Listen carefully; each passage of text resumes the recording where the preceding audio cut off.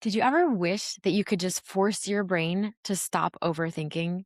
Do you wake up in the night and it's already thinking about all the different things you did wrong and all the things that could go wrong in the future? Or maybe you're just spending your day being like, okay, if I could just, if everyone could just calm down in here inside my brain, things would be so much better. This overthinking is actually not a flaw. Believe it or not, it doesn't feel good. But I am going to help you figure out how to get rid of it.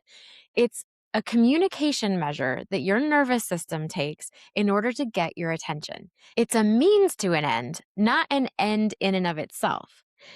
My name is Elyssa Smith. I'm a trauma informed executive coach. And in this episode of the Unlock Your Blocks podcast, we're going to focus in on what causes overthinking. What is it actually trying to accomplish? And I'm going to give you a couple of key things that will help you stop that spiral in its tracks.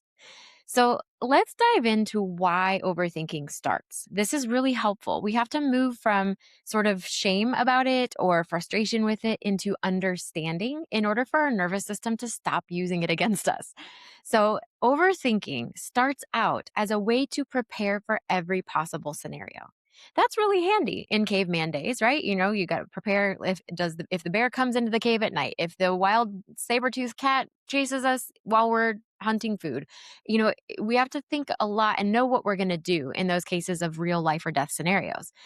But listen, take it from me, or maybe you relate to this. If your brain gets you up at 3 in the morning and you're just thinking about processing, I don't know, what your food order is going to be at the restaurant the next day, or, things like what someone might say or think if you do or say the wrong thing in scenarios that you're almost even just creating in your head. It's not based on anything in reality. That type of overthinking is so draining and so unhelpful. And it's going to stop you from getting to your actual goals in a way that feels good. And not that feeling good is our whole goal in this life. However, if we can avoid unnecessary pain, are you on board? Me too. So, this is what we have to understand. We have to get curious about where the overthinking is coming from. Now that you know it's a communication from your survival brain, from your nervous system, now you can ask the key questions. What is it doing here? What is it trying to serve? What purpose is it trying to serve? So, as kids, we have to figure out whatever it takes to get us to the finish line that avoids the most pain and gains the most needs met. And a lot of times, I mean, I remember, I was just talking about this yesterday to somebody. I remember being like 6 years old and planning out every moment of the vacation time that I had off of school so that we didn't miss any pieces of it. And I really felt like if you could prepare for every eventuality, then you could actually, have fun and not miss anything. And that was the goal. I didn't want to miss anything, didn't want to miss any fun that could be had. But the exhaustion of planning out my little lists and things that I was trying to do and it turns out, and it's funny because my parents and I joke about now because they've been through therapy and we all are aware that I didn't have the best, childhood, but who has, right? We all have our things that we have to recover from, but it is important that we understand, hey, I actually did go through something. We're not minimizing being like, well, who hasn't gone through hardship? No, we're saying I went through some stuff. Not that I'm the only person that has, but I went through some stuff. And now I can take ownership over the next chapter and how it turns out. So I was joking about this because I remember what it felt like. It kind of just sucked the life out of any good moments because I couldn't rest. I couldn't just be still and enjoy the vacation. I had to make sure that if we were going to rest, it was planned and we knew what we were going to be doing during the rest time. So over planning things is a big sign that you're an overthinker, and that's a normal thing for anyone who grew up the way that you did, the way that I did, and who has been through what we've been through. There's not any other way for you to be responding to the environment around you unless you learn and do a new different skill.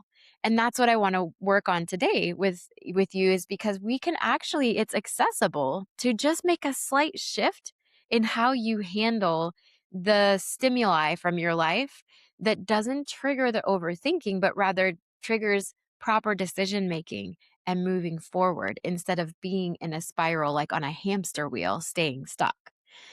So if you know that you started overthinking when you were little, it'd be interesting to ask yourself. I've done this before and like I said, I think I around 5 or 6 years old I was starting to overthink, or maybe I had already been overthinking and I only just remember those specifics at this point.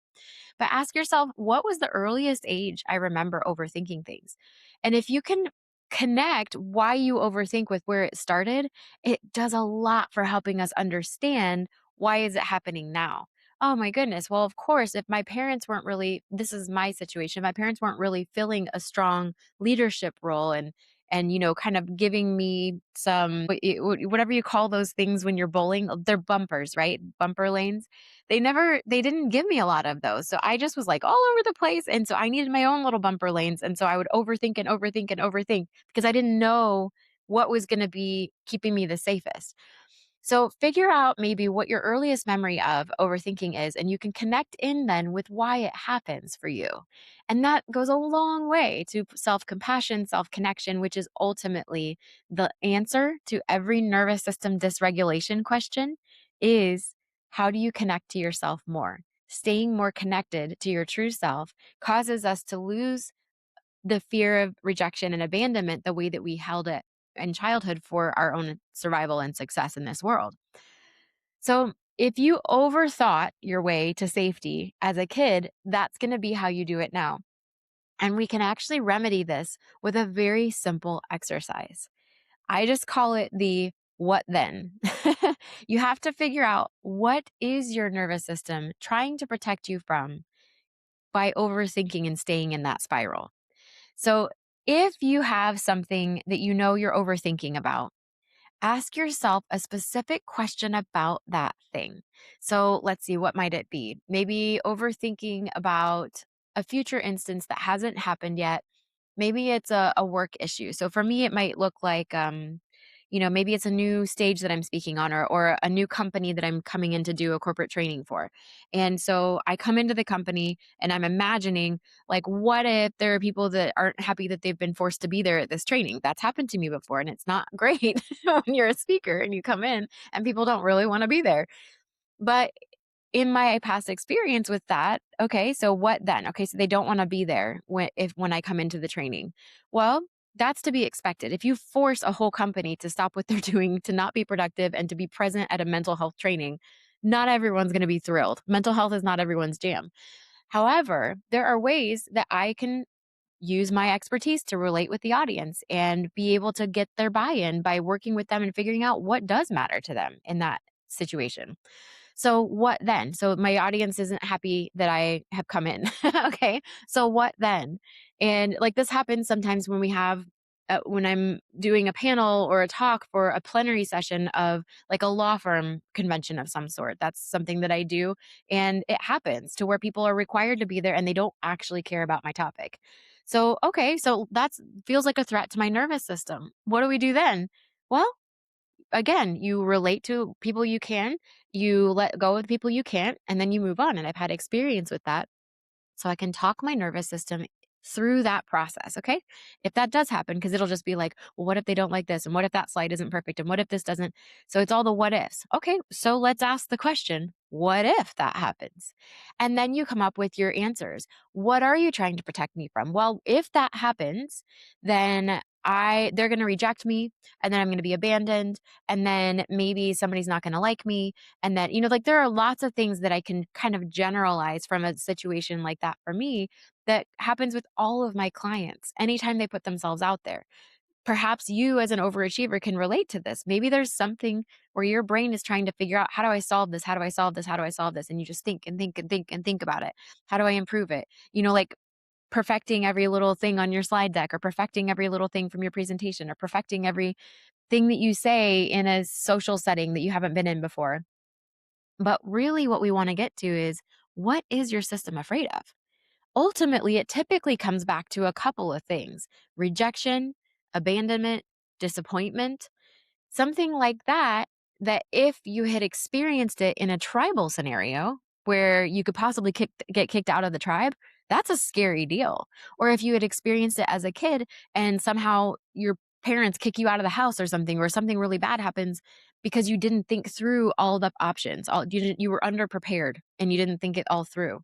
you got the message somewhere that if you don't think it all the way through, if you don't over prepare your mind and your thought process for all of this, that somehow you're going to end up unsafe. So, what's it afraid of? If it is that rejection, abandonment, disappointment, then you have to help it understand that you're going to be able to help yourself through that. You have already made it through all of your worst days. You have already made it through every bad thing that's ever happened to you. And you're listening to this video right now or listening to this podcast right now. So, you have evidence that says that you'll be resilient through hard things. And once you actually shine a light on that rejection or that abandonment that your system is afraid of and help it understand, well, actually, even if I bomb this, whatever the situation I'm worried about, I still have this person in my life that cares about me, this person in my life that cares about me. And those people are not going to be affected by whether or not this gig goes well. So you have to walk your system through some logic there, even though it's not a logical part of your brain talking, but you can continue to interrupt the pattern, the spiral, the overthinking with the logical thoughts. And eventually your brain will get back on the logical side. The other thing that really helps is if you can do some pattern interrupts with your body. Get back into your body. So do your 3 deep breaths in through the nose and out through the mouth. If you can do that, if you can take a sip of your cup of tea, if you can have a snack or call a friend, the 3S framework, the safety with the breaths, the self nurturing with the tea or the drink that you have, and then the safe support by reaching out to someone will help your system feel safe in this moment to let go of the overthinking response and to let go of the fear of the abandonment and to not let that keep you stuck in your spiral so that you can move forward and actually do something about it if that worst case scenario does happen. So I hope this is helpful. The brain is really, the thoughts that your brain has are not always things that you can control, but your nervous system is usually the one driving them. So if you can help your nervous system feel safe and if you can get curious and get some understanding about where the overthinking is coming from, what is it trying to prevent, what's it trying to protect you from, it can really go a long way to helping soothe the whole experience for you. If you want to continue working with your nervous system and help it be safe, you can download my free PDF guide, 5 nervous system hacks you can do at your desk or anywhere. And in those 5 exercises, you'll learn these super quick things that are a big bang for your buck. And it's completely free, so you can't go wrong. But when you do these 5 exercises, the nervous system starts to accumulate sort of amass a feeling of safety, in which case it's more likely to allow you to melt away the protector parts like the overthinking. I hope you found this helpful today. If you did, please like, subscribe, share this with someone else who might need it. And until next time, take such good care of yourself.